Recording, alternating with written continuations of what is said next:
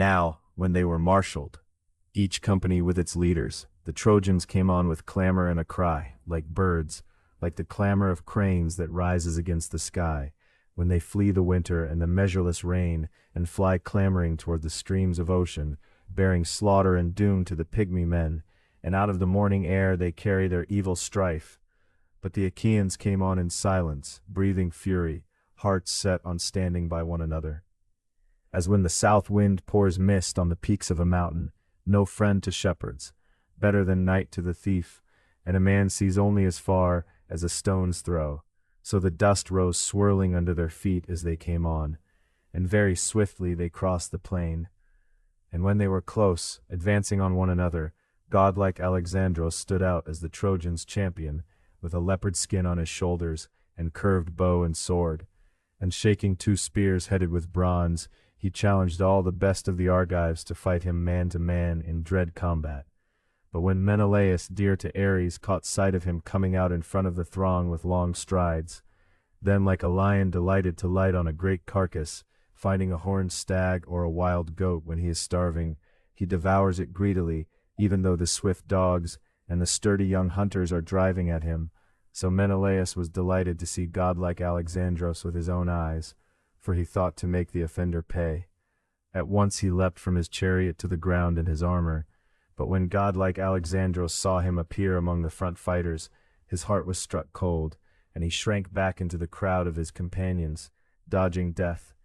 As a man who has seen a snake in a mountain glen starts back and away, and trembling seizes his limbs, and he retreats, and pallor takes his cheeks, so back into the throng of the proud Trojans slipped godlike Alexandros, in dread of Atreus' son. And Hector saw him, and raked him with shaming words. Paris, evil Paris, beauty and nothing more, woman-mad seducer, I wish you had never been born, or had died unmarried. That is what I would wish, and it would be far better than to have you a disgrace like this, a thing others look at sideways. How the long-haired Achaeans must be cackling. They thought a prince was champion because a fine look is on him, but there is no strength in his heart, no fight. Were you really such a man when in the sea-going ships you sailed the deep, with your trusted companions gathered, and mixed with strangers, and carried off a beautiful woman from a far land, a bride of spearmen, a great grief to your father, to the city, and to all the people, a joy to our enemies, a hanging of your own head? And will you not stand up to Menelaus, dear to Ares? You would find out what kind of man it is whose wife in her bloom you keep. The lyre would be no help to you then, nor the gifts of Aphrodite, that hair and that fine look, when you went down in the dust. The Trojans are cowards indeed, otherwise long since you would have put on a shirt of stone for all the evil you have done. And godlike Alexandros answered him, Hector, you rake me justly, not more than justly. Your heart is always unwearying, like an axe driven through timber by a man's swing, when he skillfully cuts out a ship beam, and the iron strengthens his stroke. So unshaken is the spirit in your chest. But do not throw in my face the lovely gifts of golden Aphrodite, not to be flung away, or the gods' glorious gifts. Whatever they themselves give, no man could take them by choosing. Now, if you want me to fight and do battle, make the other Trojans sit down, and all the Achaeans, and put me in the middle with Menelaus, dear to Ares, to fight for Helen and all her possessions. Whichever of us wins and proves the stronger, let him take all the wealth, and the woman, and lead them home, and the rest of you, cutting friendship and sworn oaths, may you live on in deep-soiled Troy, and they return to horse-pasturing Argos, and Achaea of the beautiful women. So he spoke, and Hector rejoiced greatly to hear the word, and he went into the middle and held back the Trojan lines, gripping his spear by the middle, and they all sat down, but the long-haired Achaeans kept shooting at him, aiming with arrows and casting stones, until the lord of men Agamemnon called out loud and long, Hold, Argives, do not shoot young men of the Achaeans. Hector of the flashing helmet stands ready to say something. So he spoke, and they held from fighting and fell silent quickly. And Hector spoke between the two armies, Hear from me, Trojans and strong-grieved Achaeans, the word of Alexandros, for whose sake this quarrel rose. He bids the other Trojans and all the Achaeans lay down their fine armor on the earth that feeds so many, while he in the middle, with Menelaus dear to Ares, fights alone for Helen and all her possessions, Whichever of them wins and proves the stronger, let him take all the wealth, and the woman, and lead them home, and the rest of us, let us cut friendship and sworn oaths. So he spoke, and they all went still in silence. And among them spoke Menelaus good at the war cry. Hear me now also, the pain of this comes closest to my heart. And I intend that they part at last, Argives and Trojans, since you have suffered many evils for the sake of my quarrel, and Alexandros who began it. For whichever of the two of us death and fate are prepared, let him die, and the rest of you part, and quickly. Bring 2 lambs, 1 white ram, 1 black ewe, for earth and sun, and we will bring another, for Zeus, and lead down the strength of Priam, so he may cut the oaths himself, since his sons are overbearing and not to be trusted, that no one by transgression may do violence to the oaths of Zeus. The minds of younger men are always blowing in the wind, but where an old man is present, he looks before and behind at once, how the best may come of it for both sides. So he spoke, and Achaeans and Trojans rejoiced, hoping to be done with the misery of war. They reined the chariots back into the lines, and stepped down and stripped off their armor and laid it on the ground close together. There was little field between the armies. And Hector sent 2 heralds to the city quickly, to fetch the lambs and to summon Priam, and the lord Agamemnon sent Talthybius off to the hollow ships, and ordered him to bring a lamb, and he did not disobey brilliant Agamemnon. Now Iris went as messenger to white-armed Helen, in the likeness of her sister-in-law, the wife of Antenor's son, the one Antenor's son the lord Helicon had married, Laodice, loveliest of the daughters of Priam.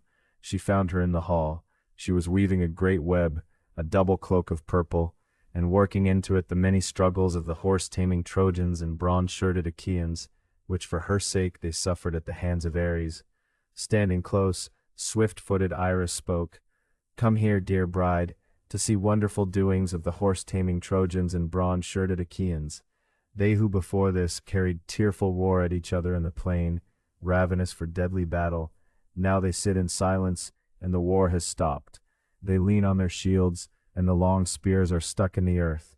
But Alexandros and Menelaus, dear to Ares, will fight for you with their long spears, and you will be called the dear wife of the man who wins." So speaking, the goddess put sweet longing into her heart for her first husband, and her city, and her father and mother.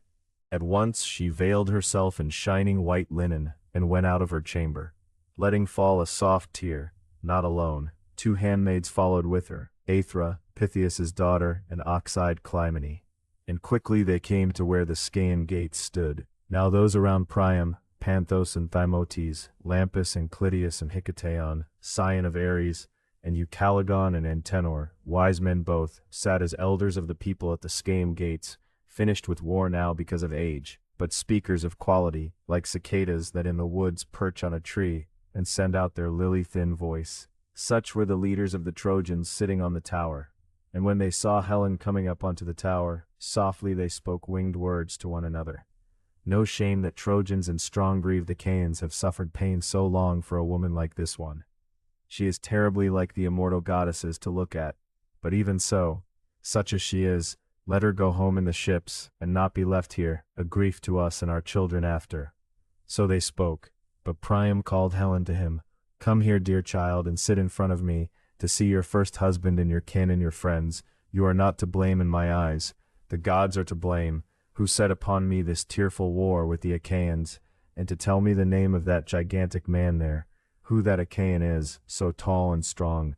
There are others taller by a head, indeed, but a man so beautiful I have never yet seen with my eyes, nor so majestic. He looks like a king." And Helen answered him, brilliant among women, "You are dear to me, dear father-in-law, and dread to me too. How I wish vile death had pleased me on the day I followed your son here, leaving my bridal chamber and my kinsmen, and my own dear daughter, and the sweet company of girls my age. But that was not to be, and so I waste away with weeping. But I will tell you what you ask me, and inquire. That man is Atreus' son, wide-ruling Agamemnon, both things at once, a good king and a strong spearman, and he was brother-in-law to me, dog-face that I am, if that ever was." So she spoke, and the old man marveled at him, and said, "Fortunate son of Atreus, child of destiny, blessed of fortune, how many young Achaean men are subject to you? Once I went into Phrygia of the vines, and there I saw Phrygian men in their multitudes, with their glancing horses, the hosts of Otreus and godlike Mygdon, encamped then along the banks of Sangarius. For I too, as an ally, was counted among them on the day the Amazons came, the match of men, but even they were not so many as the bright-eyed Achaeans. Second, the old man saw Odysseus, and asked, Come, tell me of this one too, dear child, who he is. Shorter by a head than Agamemnon, Atreus' son, but broader in the shoulders and chest to look at. His armor lies on the earth that feeds so many, and he himself ranges the ranks of men like a bellwether ram. Yes, I liken him to a thick-fleeced ram that moves through a great flock of white ewes. And Helen, sprung of Zeus, answered him, That is Laertes' son, resourceful Odysseus, raised in the land of Ithaca, rocky as it is, a man who knows every kind of trick and close-woven plan. And wise Antenor said to her in answer, Lady, that word of yours is exactly true. For brilliant Odysseus came here once before, on an embassy about you, with Menelaus dear to Ares, and I was their host. I welcomed them in my halls, and learned the build of both, and their close-woven plans. Now, when they mixed with the assembled Trojans standing, Menelaus overtopped him with his broad shoulders, but with both seated, Odysseus was the more majestic, and when they wove their words and their plans before us all, Menelaus certainly spoke fluently, few words but very clear. He was no man of many words, no rambler, though he was in fact the younger. But whenever resourceful Odysseus rose to speak, he would just stand there, eyes fixed down on the ground, not moving the scepter backward or forward, but holding it stiff, like a man who knows nothing. You would have called him some sulking churl, a plain fool, but when he let the great voice out of his chest, and the words came like snowflakes in winter, then no other mortal could rival Odysseus. Then we did not marvel so much at how Odysseus looked. Third, the old man saw Ajax, and asked, And who is that other Achaean man, tall and strong, towering over the Argives in head and broad shoulders? And Helen of the trailing robe answered, brilliant among women, That is gigantic Ajax, wall of the Achaeans. And on the other side Idomeneus stands among the Cretans like a god, and the Cretan captains are gathered around him. Often Menelaus dear to Ares was his host in our house, whenever he came from Crete. And now I see all the other bright-eyed Achaeans, whom I could well recognize and name their names. But two marshals of the people I cannot see, Castor, breaker of horses, and Polydeuces the great boxer, my own brothers, whom one mother bore with me. Either they did not follow from lovely Lacedaemon, or they followed here in the sea-going ships, but now are not willing to enter the battle of men, fearing the shame and the many reproaches that are mine. So she spoke, but the life-giving earth already held them under, there in Lacedaemon, in their dear fatherland. Now the heralds were carrying through the city the gods' oath-offerings, 2 lambs and wine that gladdens the heart, fruit of the field in a goatskin bag. And the herald Idaeus carried a gleaming mixing bowl and cups of gold. And he stood beside the old king and roused him, Rise, son of Leonedon, the chief men are calling, of the horse-taming Trojans, and the bronze-shirted Achaeans, for you to come down to the plain, to cut the sworn oaths. For Alexandros and Menelaus dear to Ares will fight with their long spears for the woman, and woman and wealth shall go with the winner, while the rest, cutting friendship and sworn oaths, we should live on in deep-soiled Troy, and they returned to horse-pasturing Argos and Achaea of the beautiful women. So he spoke, and the old man shuddered, but he told his companions to yoke the horses, and they promptly obeyed. Priam mounted and drew the reins back taut, and beside him Antenor mounted the beautiful chariot, and through the Scaean gates they drove the swift horses toward the plain. And when they had come among the Trojans and Achaeans, they stepped from the chariot onto the earth that feeds so many, and walked into the space between Trojans and Achaeans. At once the lord of men Agamemnon rose, and resourceful Odysseus rose, and the proud heralds brought together the gods' oath-offerings, and in the bowl mixed the wine, and poured water over the king's hands. And Atreus' son drew with his hand the knife that always hung beside the great sheath of his sword, and cut hairs from the lambs' heads. And then the heralds gave them out to the chief men of the Trojans and Achaeans. And Atreus' son prayed aloud among them, lifting his hands, Father Zeus, ruling from Ida, most glorious, greatest, and Son, who see all things and hear all things, and rivers, and earth, and you two below, who punish the dead, whoever has sworn a false oath, be witnesses, guard the sworn oaths.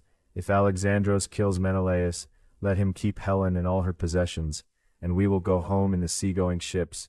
But if tawny-haired Menelaus kills Alexandros, then the Trojans are to give back Helen and all her possessions, and pay the Argives whatever recompense is fitting, such as will be remembered among men still to come. And if Priam and Priam's sons refuse to pay me that recompense when Alexandros has fallen, then I will fight on for the payment owed, staying right here until I reach the end of the war. He spoke and cut the lambs' throats with the pitiless bronze, and laid them down on the ground gasping, the life going out of them. The bronze had taken their strength. Then drawing wine from the bowl into the cups they poured it out, and prayed to the gods who are forever. And thus would one of the Achaeans and Trojans say, Zeus most glorious, greatest, and you other immortal gods, whichever side first does harm against the oaths, may their brains run on the ground as this wine runs, theirs and their children's, and their wives be subdued to other men. So they spoke, but the son of Cronos would not yet bring it to pass. And Priam, Dardanus' descendant, spoke his word among them. Hear from me, Trojans and strong-breathed Achaeans. I am going back to wind-swept Ilium, since I cannot yet bear to watch with my own eyes my dear son fighting Menelaus dear to Ares. Zeus, I suppose, knows, and the other immortal gods, for which of the two the end of death is fated. He spoke, a man like a god, and set the lambs in the chariot, and mounted himself, and drew the reins back taut, and beside him Antenor mounted the beautiful chariot, and back again to Ilion the two returned.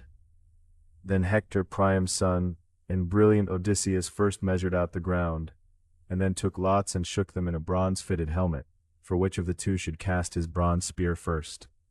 And the hosts prayed, and lifted their hands to the gods, and thus would one of the Achaeans and Trojans say, Father Zeus, ruling from Ida, most glorious, greatest, whichever of the two brought these troubles on both peoples, grant that he go down dead into the house of Hades, and that friendship and sworn oaths be ours.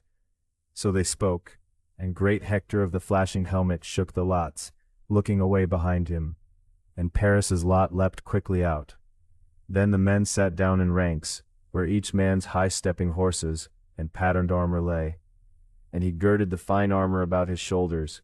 Brilliant Alexandros, husband of lovely-haired Helen, first he set the greaves along his shins, beautiful ones, fitted with silver ankle guards.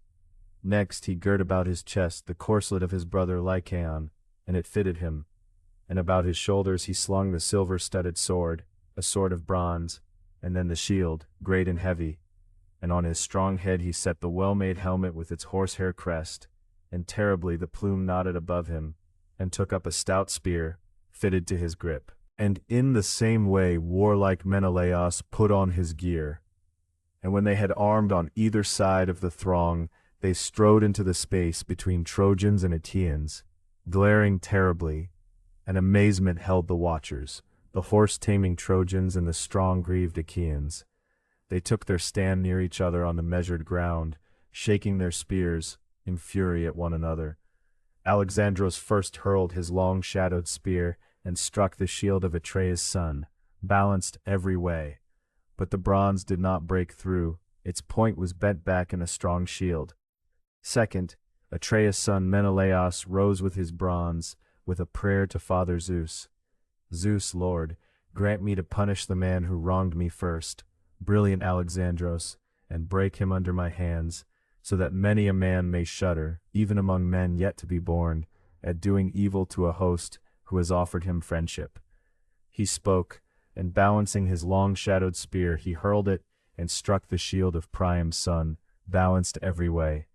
Through the shining shield the heavy spear went, and through the richly worked corslet it drove.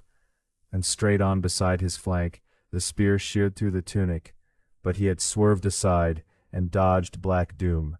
Then Atreus' son drew the silver-studded sword, rose up, and struck the ridge of his helmet. But around it the sword shattered in 3 and 4 pieces, and fell from his hand. And Atreus' son groaned, looking into the wide sky, "Father Zeus, no other god is more destroying than you. I thought I had made Alexandros pay for his wickedness, and now the sword is broken in my hands, and the spear flew from my grip for nothing, and I have not hit him." He spoke, and springing on him he seized the horsehair helmet and swung round, and dragged him toward the strong-greaved Achaeans. And the richly stitched strap was strangling the soft throat under it, the chin strap drawn tight beneath his jaw. And now he would have dragged him off, and won glory past telling, had not Aphrodite, Zeus's daughter, seen it sharply. She broke the strap, leather of an ox felled by force, and the helmet came away empty in his heavy hand.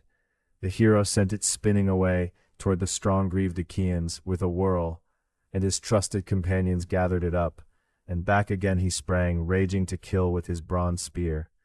But Aphrodite snatched Paris away easily, as a god can, and hid him in thick mist, and set him down in his fragrant scented chamber. Then she went herself to summon Helen. She found her on the high tower, with the women of Troy thick around her.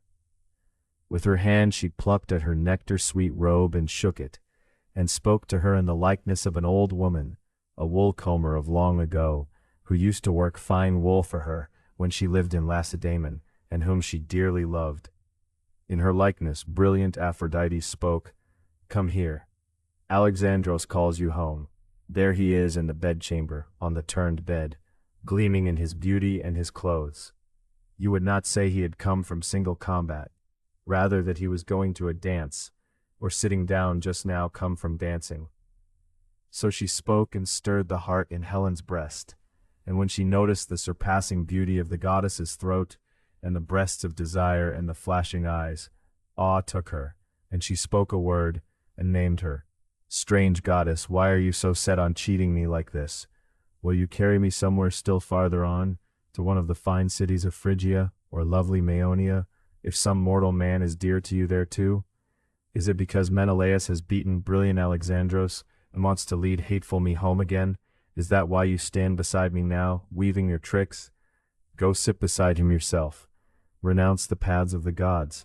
Never again turn your feet back to Olympus, but fret over him forever, and guard him, until he makes you his wife, or else his slave. I will not go to him. That would be a thing for anger, to serve that man's bed. The women of Troy would all mock me afterward, and I have griefs past counting in my heart." And in anger brilliant Aphrodite answered her, "Do not provoke me, hard woman, or I may quit you in my anger, and hate you as extravagantly as I now love you, and devise bitter hatreds between both sides, Trojans and Danons alike, and you would perish miserably." So she spoke, and Helen, sprung of Zeus, was afraid, and she went in silence, wrapped in her shining white robe, unnoticed by all the Trojan women, and the goddess led. When they came to the beautiful house of Alexandros, the handmaids turned quickly to their work, and she went to the high-roofed bedchamber, brilliant among women, and laughter-loving Aphrodite took a chair for her, a goddess, carried it, and set it facing Alexandros. There Helen sat, daughter of aegis-bearing Zeus, her eyes turned away, and she lashed her husband with her word. "You came back from the fight. How I wish you had died there, broken by the strong man who was my first husband. You used to boast before that you were the better man, stronger than Menelaus, dear to Ares in force and hand and spear. Go on then, challenge Menelaus, dear to Ares, to fight you again face to face. But no, I myself advise you to stop. Do not fight tawny-haired Menelaus man against man. Do not battle him like a fool, or you may soon go down under his spear." And Paris answered her with his word, "Woman, do not lash my heart with hard reproaches. This time Menelaus has won, with Athena's help. Another time it will be I. There are gods on our side too. Come, let us take our joy in love, in bed together. Never has desire so wrapped itself around my heart, not even when I first carried you off from lovely Lacedaemon, and sailed away in the sea-going ships, and on the island of Crane mixed with you in love and bed, as I love you now, and sweet longing takes hold of me. He spoke, and led the way to bed, and his wife followed. So the two lay together on the corded bed. But Atreus' son ranged through the throng like a wild beast, hunting for a glimpse of godlike Alexandros. And no one of the Trojans or their famed allies could show Alexandros to Menelaus dear to Ares. Not out of friendship, surely, would they have hidden him, had anyone seen him, for he was hated by them all, like Black Death. And among them spoke the lord of men Agamemnon. Hear me, Trojans and Dardanians and allies. Victory clearly belongs to Menelaus dear to Ares. Give up then Argive Helen and the possessions with her, and pay whatever recompense is fitting, such as will be remembered among men still to come. So spoke Atreus' son, and the rest of the Achaeans gave assent.